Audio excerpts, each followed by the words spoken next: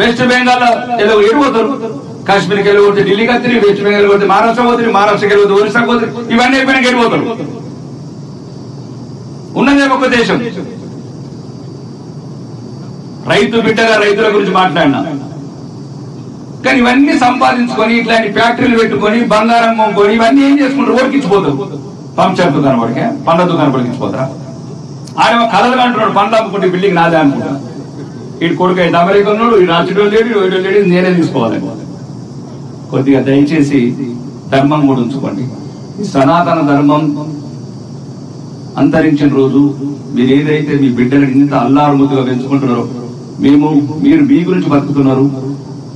ఈ రోజు మేము మీ బిడ్డల గురించి బతుకుతున్నాం. మీ బిడ్డల గురించి బతుకుతున్నాం. ఆడొక్కడు ఫోన్ చేస్తాడు, ఈడొక్కడు ఫోన్ చేస్తాడు, హిందువుల గురించి గట్టిగా మాట్లాడుతున్నాం. రోల గురించి మాట్లాడాలి, నా వాళ్ళ గురించి మాట్లాడాలి కదా. నేను పుట్టినే హిందువుగా, పెరిగినే హిందువుగా. నువ్వెట్లయితే నీ ముస్లింస్ మాట్లాడుకుంటున్నావు, నువ్వైతే నీ క్రిస్టియన్లకి ఎట్లా మాట్లాడుకుంటున్నావు, ఎట్లయితే ప్యాంట్లు చూసుకుంటా బుల్లెట్తో కాలుస్తున్నారు, మాకు రక్తం మరగదా? మాకు దుఃఖం రాదా? పెళ్ళైన బిడ్డ 3 రోజులకు ముండ పోస్తే మా కళ్ళకు నీళ్లు రావా? అనివేనుకోయిన ఆడబిడ్డ విధవరాలు కడితే ఏ తల్లిదండ్రుల కడుపుకుంటది? కొడుకైనా జ్ఞానం ఉన్నదా? లేదు. అయిపోయాయి 5 నిమిషాలు, మన బిడ్డ కాకపోతే మరి అది మన దగ్గర కదా. ఎట్లా కాశ్మీర్లకు వచ్చిన తుపాకీ, నిజామాబాద్కి వచ్చిన తుపాకీ జగ్రాం వెలిగెళ్తే ఎట్లా?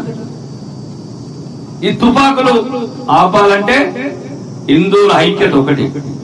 మనకు మనం ఒకటవుదాం, మనకు మనం ఒకటవుదాం. రైట్, నేను ఇష్టం లేదు మీకు, ఇంకొక మీరొచ్చి రండి. లేదు మా పార్టీ ఇష్టం లేదు, ఇంకొక హిందుత్వ పార్టీ కూడా ఏంటి, అది కూడా లేదు. హిందుత్వం అంటే ఇష్టం ఉన్నట్టుగా ఏంటి? కుంభమేళలో మునగనోడిని, కుంభమేళలో రానోడిని ఏంటి కత్తనాడు? నీ గుడి ఊళ్ళో కొట్టేటోడు కొట్టేస్తావు, నీ ధర్మాన్ని హింసను కొట్టేస్తావు. అయోధ్య రామ గుడి కడితే రానోడిని తెలదా మీకు? ఇంకా రాజకీయ వేదిక కాబట్టి గట్టిగా మాట్లాడుతున్నాడు పేర్లతో సార్. దుమ్ము దురుతుంది, మామూలుగా దురుతుంది, అంతే కదా. 66 కోట్ల మంది మునిగినారు కుంభమేళ. ఓరికి ధైర్యం రాకపోయా, దొరక రాకపోయా, ఇప్పుడు నోడికి రాకపోయా సత్తరా? అచ్చి ఒక రోజు మునిగితే ఏమైతుంది? అమెరికాకి వెళ్ళి మునిగిపోయారు, లండన్కి వెళ్ళి మునిగిపోయారు, ఇంగ్లీష్ వాడు మునిగిండు, జపాన్ వాడు మునిగిండు, జర్మన్ వాడు మునిగిండు. మన ధర్మం ఉన్న వద్దులే మనం ఉంటాం. ధర్మం లేని రోజు దేశం ఉండదు. దేశము ధర్మం లేకపోతే మీ భవిష్యత్ తరాలు ఉన్నాయి. దానికి కశ్మీర్ ఉదాహరణ, పాత బస్తీ ఉదాహరణ, బైన్సా ఉదాహరణ, ఆరుమూరులో జిరాయిత్ నగర్ ఉదాహరణ, పెరికిట్ల పెట్రోల్ బంక్ వెనకాల ఉదాహరణ, నిజామాబాద్ లో అర్సపల్లి ఉదాహరణ. పోయారు ఎప్పుడైనా? ఈ పిల్లలు పోతారా? కాబట్టి దయచేసి చెప్తున్నా మీ అందరికీ, మీ బిడ్డగా చెప్తున్నా, మీ ఇళ్లలో పుట్టిన బిడ్డగా చెప్తున్నా, రాజకీయ నాయకుడిగా చెప్పట్లేదు. రాజకీయాలు మాట్లాడి చాలా ఉన్నాయి. ఈ రోజు చెప్తున్నాం, వడ్ల గురించి మాట్లాడుతున్నాం, రైతుల గురించి మాట్లాడుతున్నాం, రైతు సమస్యల గురించి మాట్లాడుతున్నాం. వచ్చిన రైతు కుటుంబాలకు వెళ్ళి రైతు సల్లగా ఉంటేనే దేశం సల్లగా ఉంటుంది. కానీ మీరు కూడా మిమ్మల్ని సల్లగా చూసుకోండి, కూడా మీరు సల్లగా చూసుకుని నేర్చుకోండి. మేము ఇష్టం లేకపోతే బిడ్డలు పంపించండి, మేము ఏమైనా తయారు చేస్తాం. వీరులను తయారు చేసి పంపిస్తాం మొత్తం వీర భూమికి. శివాజీ విగ్రహం పెడదామంటే భయం, ఆడ టిప్పు సుల్తాన్ అని పెడతారు. చూడుని, పేపర్ చూడుని, యూట్యూబ్ చదువుని, నవ్వుని, కథం అయిపోయింది. మన దాకా వచ్చే ప్రమాదం అన్న ఎప్పుడొకడే పక్కింటోడు ఇల్లు కాలిందని ఈరోజు మీరు ఆర్పలేదనుకో, మన ఇల్లు కాల్పిన రోజు కూడా ఉండడు. కాశ్మీర్లో చచ్చింది మా వాళ్ళు కాదు, కర్ణాటకలో చచ్చింది 3 కింద సుహాన్ శెట్టి మన బిడ్డ కాదు, మన బిడ్డ చచ్చినోడు కూడా.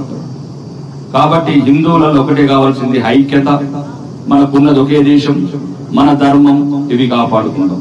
అలాని ఇతర మతస్థులు మేమేమంటాను, మా భక్తులు మమ్మల్ని భక్తులు మేమెందుకు కలవదా కదా? మేమెందుకు వస్తుందా? మీకు కర్మ వస్తుందా? ఒకరికైనా వస్తుందా? తెలుగు వస్తుందా? కల్మ వస్తుందా? మీకు కర్మ వస్తుందా? మరి కాశ్మీర్ చూసి ఈ కత్తి ఎట్లా? ఇప్పుడు కల్మ చదవమంటే ఎంతమంది చదువుతారు?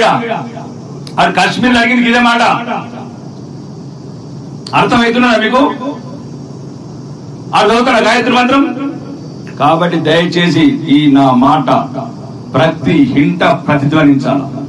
నేను మాట్లాడిన ఒక్క మాట తప్పుంటే లక్షలాది మందికి, కోట్లాది మందికి సమాధానం ఇస్తాం. కల్మ మేమెందుకు చదవాలా? మేము మా గాయత్రి మంత్రం, మా గీతా పారాయణ చేస్తాం. మేము మిమ్మల్ని గీతాపారాయణ చేయమంటలేం, మమ్మల్ని ఎందుకు చంపుతారా? మా బిడ్డల్ని, మా ఆడబిడ్డల్ని విధవరాలు ఎందుకు చేస్తారా మీరు? 2 ఏళ్ల బిడ్డ పక్కన పెట్టుకొని కన్న తల్లి బతిలాడితే సంపత్తో కాలం మీద పడితే చంపుతారా మీరు? భార్య కొడుకు మమ్మల్ని చంపునండి, మోడీకి బోరా అంటారా? బరాబర్ మోడీకి బోరు. మోడీ మా దేవుడు, మోడీ మా రాజు, మోడు వీరుడు మోడీ. మోడే మా దేవుడు. దేవుడికి ఎవరికి చెప్తాంరా? చూడగతంలో ఎవ్వడు ఎక్కడ ఉండేది అవసరం లేదు. దయచేసి రైతు సోదరులు, మీరు ప్రధాన కర్తలు గ్రామాలలో, ఆర్థికంగా స్థిరపడ్డ వాళ్ళు, భూములున్న వాళ్ళు, ఇండ్లున్న వాళ్ళు, మీరు కొద్దిగా ఆలోచించండి. కొద్దిగా ఉచితం ఏం చేస్తున్నారు?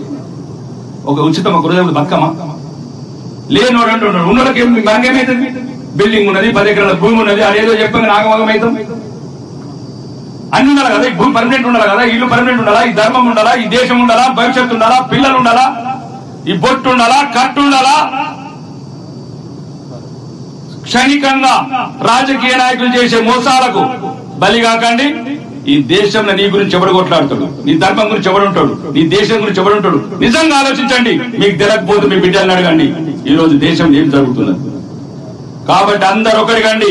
వ్యవసాయంతో పాటు మీ దైవాన్ని ఏం చేసుకుంటారు? దైవమే లేని రోజు ధనం ఏం చేసుకుంటారు? దేశమే రోజు ధనం ఏం చేసుకుంటారు? అన్నిటితో పాటు దైవాన్ని కాపాడుకోండి, ధర్మాన్ని కాపాడుకోండి, మీ భవిష్యత్ తరాలను కాపాడుకోండి, మీ ఆత్మ గౌరవాన్ని కాపాడుకోండి. హిందూ అని గర్వించడానికి ఇవ్వండి, భారతీయులను చెప్పుకోవడానికి గర్వపడండి.